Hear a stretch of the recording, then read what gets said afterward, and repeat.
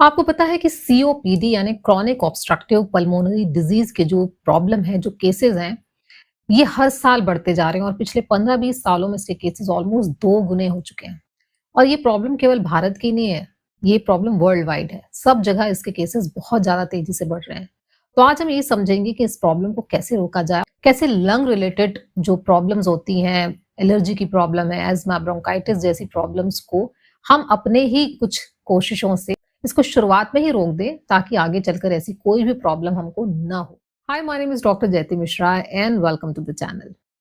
चाहे कोई भी जगह हो, चाहे कोई भी मौसम हो, लंग्स को हमेशा एक्सपोज़र सारे पॉल्यूटेंट्स का झेलना ही पड़ता है। ठंड में स्मॉग की प्रॉब्लम बहुत ज़्यादा होती है और केवल ये दिल्ली एनसीआर की प्रॉब्लम नहीं है, ऑल ओवर इंडिया में ही मैंने देखा है कि हर जगह धुआँ और ये सब चीज़ें शाम के समय चालू हो जाती हैं और सब घरों के आस-पास बहुत ज़्यादा धुआँ रहता है। तो स्मॉग अपने आप में एक बहुत बड़ी प्रॉब्लम है और जब वो सब चीज़ें खत्म होती हैं, तो अभी डस्ट पार्टिकल बहुत ज़्यादा उड़ते हैं, उसकी प्रॉब्लम है। पॉलेन्स बहुत ज़्यादा उड़ते हैं, उसकी वजह से लोगों को एलर्जी की प्रॉब्लम होती है। और इसके अलावा हम टॉक्सिन्स टॉक्सिन्स को तो रोक ही नहीं सकते। हम जहाँ पे भी जाते हैं, कोई ना कोई केमिकल का एक्सपोज़र है। कुछ लोग तो रहते ही ऐसी जगहों पे हैं, जहाँ केमिकल फैक्ट्रीज़ हैं, तो अवॉइड नहीं कर सकते। आप कहीं पर भी रह रहे हैं, मार्केट वाले एरिया में हैं, भीड़-भाड़ वाले इलाके में, वहाँ पे अलग-अलग तरीके की फ्रेग्रेंस है, टॉक्सिन्स हैं, केमिकल्स हैं, जिसको बिल्कुल भी अवॉइड नहीं किया जा सकता। और इन सब के अलावा आप बहुत सेफ ज़ोन में भी कहीं अगर रहते हैं, तो भी आस-पास आपके सिगरेट स्मोकर्स आपको मिल जाएँगे। आप नहीं भी स्मोक करते, उसके बाद भी उनके स्मोक से आपके लंग्स को नुकसान पहुँच सकता है। तो ये सारी चीज़ें जो हैं, अनचाहे आपके लंग्स को परेशानी में डालते हैं और अल्टीमेटली आपको इसका खामियाजा भुगतना पड़ता है in the form of COPD या फिर कोई भी एलर्जिक कंडीशन हो सकती है, ब्रोंकाइटिस जैसी प्रॉब्लम हो सकती है। तो क्या कर सकते हैं? क्या हम इस लंग को डिटॉक्सिफाई कर सकते हैं कि जो भी इसके अंदर पॉल्यूटेंट्स आए, जो भी टॉक्सिन्स इसके अंदर आए, हम उसको सही समय पर ही निकाल दें ताकि आगे चलकर ये लंग्स को कमज़ोर ना बनाए या फिर कोई बड़ी प्रॉब्लम में कन्वर्ट ना हो। तो ऐसा पॉसिबल है अगर आप थोड़ा-सा भी इसके लिए सेंसिटिव हैं, आपको ऐसा लगता है कि आपको फ्रीक्वेंटली एलर्जी की प्रॉब्लम है या आप अस्थमा के पेशेंट हैं या फिर आपको ब्रोंकाइटिस बहुत ईज़िली होता है। तो इन सब कंडीशंस में आप अपने लंग्स के लिए थोड़ा-सा एक्स्ट्रा एफर्ट लें। जितने भी पॉल्यूटेंट्स हैं या जितने भी टॉक्सिन्स हैं, आपके लंग्स को किस तरीके से अफेक्ट करते हैं। कुछ भी आपका ऐसा एक्सपोज़र बहुत ज़्यादा हो जाए, तो सबसे पहले तो जो आपकी जो लाइनिंग होती है, लंग्स की जो म्यूकस मेम्ब्रेन की, ब्रोंकस की जो लाइनिंग होती है, वहाँ पे इन्फ्लेमेशन कॉज़ कर देते हैं। इन्फ्लेमेशन जब होगा तो वहाँ पे सूजन आ जाएगी। दूसरा वहाँ पे म्यूकस का सिक्रीशन बढ़ा देते हैं। तो म्यूकस जितना ज़्यादा बिल्ड होगा, उतना ज़्यादा आपको खाँसी की भी प्रॉब्लम आएगी, साँस लेने में तकलीफ होगी और म्यूकस का सिक्रीशन जब बढ़ता है तो जो लंग की कैपेसिटी है, जो ऑक्सीजन को एक्सचेंज करने वाली या साँस को लेने वाली जो कैपेसिटी है वो कम हो जाती है। क्योंकि जो साँस लेने वाली नालियाँ हैं, जो ब्रोंक्यूल्स हैं, उनकी दीवार भी धीरे-धीरे मोटी होने लगती है। तो लंग्स इस 3 तरीके से रिएक्ट करता है। तो हमको इन तीनों ही जो कंडीशंस है, लंग की जो प्रॉब्लम है, उस पे हमको काम करना है। पहला तो ये है कि लंग्स का जो इन्फ्लेमेशन है, उसको ही हम कंट्रोल कर लें, क्योंकि हम बाहरी एजेंट को तो नहीं रोक सकते हैं, लेकिन हम लंग्स की कैपेसिटी या उसकी इम्यूनिटी या फिर उसका जो पावर है, वो हम इतना ज़्यादा बढ़ा दें, उसकी एनर्जी, कि वो कैसे कोई भी पॉल्यूटेंट से जल्दी अपने आप को अफेक्टेड ना होने दें। तो जब लंग्स की इम्यूनिटी बढ़ेगी, तब ये जो पैथोजेन्स होते हैं, जो कि बाहरी बैक्टीरिया, वायरस टाइप के जो पैथोजेन्स होते हैं, उनसे लंग्स बहुत इनिशियल स्टेज में ही लड़ लेगा। इमीडिएटली उनको लड़के वो इम्यून सिस्टम उनको बाहर निकाल देता है। तो पहला तरीका ये हो गया डिटॉक्सिफाई करने का।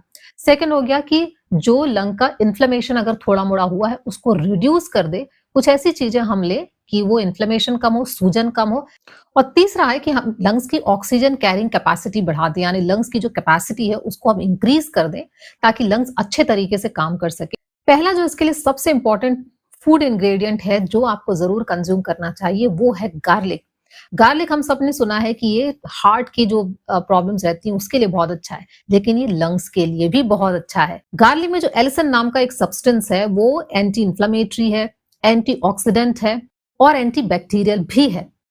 मतलब ये केवल पैथोजेंस को किल नहीं करता है, बल्कि अगर कोई म्यूकस बिल्डअप हो गया है वहाँ पे, उसको भी एक्सपेल करता है और साथ में जो इन्फ्लेमेशन हो गया, उसको भी रिड्यूस करता है। तो गार्लिक तो मस्ट है, आपको लेना ही चाहिए, ऐसी अगर कोई कंडीशन आपको है। और कितना अमाउंट आप इसका ले सकते हैं? आप चाहें तो डायरेक्टली 2 गार्लिक आप इसको ले सकते हैं या फिर गार्लिक आप किसी चीज़ में मिक्स करके खा सकते हैं, that is up to you, क्योंकि बहुत स्ट्रॉन्ग टेस्ट है होता है इसका। लेकिन आप गार्लिक को किसी भी फॉर्म में सुबह-सुबह अगर कंज़्यूम कर सके तो बेस्ट है आपके लिए। रेगुलरली अगर आप इसको कंज्यूम करेंगे तो आपका इम्यून सिस्टम काफ़ी स्ट्रॉन्ग बन जाएगा और आपको इस तरीके के पैथोजेंस परेशान नहीं करेंगे। दूसरा जो प्रोडक्ट है, जो फूड मटेरियल है, जो आपको ज़रूर कंज्यूम करना चाहिए, वो है जिंजर। जिंजर में होता है जिंजरोल और इसकी खासियत ये है कि जो म्यूकस में एक इरिटेशन होता है, जो इरिटेंट्स के कारण, पॉल्यूटेंट्स के कारण, टॉक्सिन्स के कारण, उसको ये सूद करता है। उस जो लाइनिंग है म्यूकस मेम्ब्रेन की, उस लाइनिंग में जो इरिटेशन है, उस इरिटेशन को खत्म करता है और जो म्यूकस है, जो जम गया है या बहुत ज़्यादा बन रहा है, उसके एक्सपल्शन में, उसको बाहर निकालने में बहुत अच्छा मदद करता है। तो जिंजर भी आप डेली इसको ज़रूर कंज़्यूम करिए, टी फॉर्म में इसको कंज़्यूम करिए। 1 इंच की जिंजर आप उबालिए और उसको सिप-सिप करके पीजिए। इसको और ज़्यादा इफ़ेक्टिव बनाने के लिए आप चाहें तो इसके साथ में या अलग से आप हल्दी भी ले सकते हैं सेम अमाउंट में।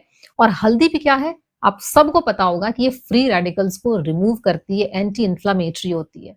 हल्दी में पाए जाने वाले जो करक्यूमिन है, उसकी खासियत ये है कि ये सिर्फ़ लंग्स को ठीक नहीं करती है, यानी उसमें जो इन्फ्लेमेशन है उसको सिर्फ़ ठीक नहीं करती है, बल्कि धीरे-धीरे जो लंग की कैपेसिटी है उसको इम्प्रूव करती है। तो अगर आप 2-3 महीने तक इसको लेंगे तो आपकी लंग की कैपेसिटी काफ़ी इम्प्रूव हो जाएगी और कोई भी क्रॉनिक डिज़ीज़ होने के जो चांसेज़ है अपने आप ही आपके काफ़ी कम हो जाएँगे। ग्रीन टी तो अपने आप में बहुत अच्छी कहलाती ही है, जो कि एंटीऑक्सीडेंट है। कहीं भी आपको कुछ ऐसा लगता है कि आपकी इम्यूनिटी वीक हो रही है, तो ग्रीन टी आपको ज़रूर कंज़्यूम करना चाहिए। इसके अपने बहुत सारे फ़ायदे हैं। तो ग्रीन टी भी आप ज़रूर लीजिए। और चौथा है क्रूसीफेरस वेजिटेबल्स, यानी हमारी ब्रोकोली, कैबेज, कॉलीफ्लावर, इस टाइप की जो सब्जियां हैं, उन सब्जियों को भी आप कंज्यूम करिए। इन सब्जियों में मिलने वाला जो सल्फर कंपाउंड है, वो न सिर्फ टॉक्सिन्स को एलिमिनेट करता है, बल्कि जो इवन जो कार्सिनोजेंस होते हैं, यानी बहुत ज्यादा ऐसे कार्बन कंपाउंड्स हैं जो कि कार्सिनोजन हो सकते हैं या कैंसर प्रोड्यूसिंग हो सकते हैं, या बहुत सारे ऐसे टॉक्सिन्स या केमिकल्स हैं जो कि कैंसर बाद में डेवलप करा सकते हैं, उन सबको एक्सपेल करने में, बाहर निकालने में बहुत ज़्यादा हेल्प करता है और ओवरऑल जो लंग की जो कैपेसिटी है काम करने की, उसको बहुत ज़्यादा इम्प्रूव करता है। तो क्रूसीफेरस वेजिटेबल्स आपको डेली कंज्यूम करना है। नेक्स्ट चीज़ जो बहुत इंपॉर्टेंट है, जिसको आप बहुत अच्छे से और आसानी से खा सकते हैं, वो है एप्पल। तो एप्पल अगर आप खाएँगे, स्पेशली अगर आपको ये लंग रिलेटेड इश्यूज़ बार-बार होते हैं, तो एप्पल में बहुत सारे फ्लेवोनॉइड्स होते हैं, विटामिन सी होता है और रोज एप्पल खाने वालों को जो क्रॉनिक रेस्पिरेटरी डिजीज होने के चांसेस बहुत ज्यादा कम हो जाते हैं। नेक्स्ट जो बहुत अच्छी चीज है, दैट इज बेरीज। बेरीज कोई सी भी हो सकती है, रसबेरी, स्ट्रॉबेरी, ब्लूबेरी, हमारी गूसबेरी भी हो सकती है। तो ये फ्री रेडिकल्स को रिमूव करते हैं, एंटीऑक्सीडेंट होते हैं, एंटी इन्फ्लामेटरी होते हैं। तो वैसे भी आपका जो ओवरऑल इम्यून सिस्टम है उसको बढ़ाने में ये बहुत अच्छा रोल प्ले करते हैं। तो जो भी बेरीज टाइप के आपको जो भी फल मिलते हैं, उनको आपको हमेशा कंज्यूम करते रहना चाहिए, नॉर्मली भी करना चाहिए। लंग की प्रॉब्लम हो तो उसमें तो काम ये बहुत अच्छा करती है, लेकिन वैसे भी हर चीज में अच्छे हैं ये। तो आपकी जो टोटल इम्यूनिटी है उसको बहुत अच्छा स्ट्रॉन्ग बना देंगे। तो ऑब्वियसली आपको लंग रिलेटेड जो भी इश्यूज होते हैं वो भी होना बंद हो जाएंगे। नेक्स्ट चीज जो आप खा सकते हैं और खाना चाहिए इनफैक्ट, वो है अनार।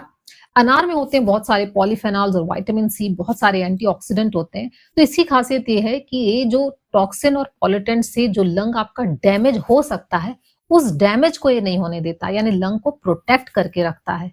तो अगर आप ऐसी कोई प्रॉब्लम ऑलरेडी फेस कर रहे हैं और इसको खाना आप शुरू करते हैं, आप अवेलेबिलिटी के हिसाब से है, कई बार सीजन के हिसाब से रहता है, वैसे तो सारे फ्रूट आजकल हमेशा मिलते हैं, लेकिन फिर भी जैसे भी अवेलेबिलिटी को एटलीस्ट एक अनार, अगर आपको ऐसा लगता है कि अनार खाने से आपको कुछ प्रॉब्लम होती है, तो आप उसको हल्का-सा गरम करके भी खा सकते हैं। वो भी बहुत अच्छा टेस्टी लगता है और वो भी लंग्स के लिए बहुत अच्छा होता है। तो अनार अगर आप डेली खाएँगे तो ये आपके लंग्स को प्रोटेक्ट करेगा, अगर ऑलरेडी आपका एक्सपोज़र ऐसे पॉल्यूटेंट से होता है या टॉक्सिन से होता है, जहाँ आप कुछ और नहीं कर सकते, अपने आप को ज़्यादा प्रोटेक्ट नहीं कर सकते, उस कंडीशन में। वैसे तो अच्छा यही है कि अगर आपको लगता है कि आप बहुत ज़्यादा पॉल्यूशन वाली जगह में जाते हैं या बहुत ज़्यादा आपका एक्सपोज़र ऐसा है डस्ट का और दूसरी चीज़ों का, तो अपने आप को आप मास्क से प्रोटेक्ट करके रखें, ताकि आपका एक्सपोज़र इन चीज़ों से थोड़ा-सा कम हो और लंग की कैपेसिटी फिर आप धीरे-धीरे इम्प्रूव करिए। और जब आपको ऐसा लगे कि हाँ, अब आपकी इम्यूनिटी बेहतर हो रही है, आपका एलर्जिक रिएक्शंस कम हो रहे हैं, आपकी बॉडी में, आपके लंग्स की कैपेसिटी में इम्प्रूवमेंट हो रहा है, तब जाके आप ये अपना प्रोटेक्शन भी चाहें तो हटा सकते हैं। सो इस तरीके से आप धीरे-धीरे करके अपनी बॉडी को, अपने लंग्स को डिटॉक्सिफाई करिए। जो भी टॉक्सिन्स, पॉल्यूटेंट्स के जो भी इफेक्ट्स आपके लंग्स पे हो रहे हैं और आपको ये अस्थमा, ब्रोंकाइटिस जैसी प्रॉब्लम्स करवा रहे हैं, उन सब से अपने आप को बचाइए और क्रॉनिक जो भी कंडीशन डेवलप हो सकती हैं, उसके लिए अभी से जागरूक हो जाइए ताकि आगे चल के ये प्रॉब्लम आपको ना हो। अगर आप चैनल पे नए हैं तो प्लीज़ सब्सक्राइब करिए, लोगों के साथ इसको शेयर करिए, लोगों की भी मदद करिए और हमेशा ध्यान रखिए कि कोई भी चीज़ के लिए आपको बचाव ज़्यादा इम्पोर्टेंट है बजाए इसके कि जब प्रॉब्लम हो जाए और उसके बाद आप उसका क्योर ढूँढते फिरें। Thank you, thanks for watching and take care.